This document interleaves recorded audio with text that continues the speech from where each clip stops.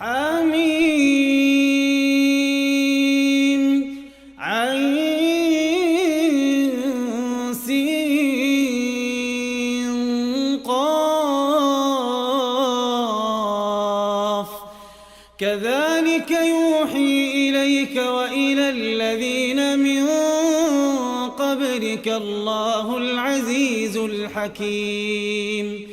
له ما في السماوات وما في الأرض وهو العلي العظيم تكاد السماوات يتفطرن من فوقهن والملائكة يسبحون بحمد ربهم ويستغفرون لمن في الأرض ألا إن الله هو الغفور الرحيم والذين اتخذوا من دونه أولياء الله حفيظ عليهم وما أنت عليهم بوكيل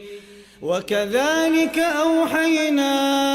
إليك قرآنا عربيا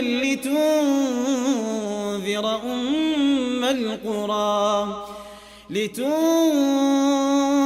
أم القرى ومن حولها وتنذر يوم الجمع لا ريب فيه فريق في الجنة وفريق في السعير ولو شاء الله لجعلهم أمة واحدة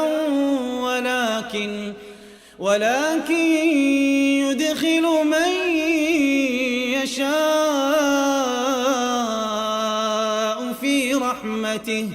والظالمون ما لهم من ولي ولا نصير أم اتخذوا من دونه أولياء فالله هو الولي وهو يحيي الموتى وهو على كل شيء قدير وما اختلفتم فيه من شيء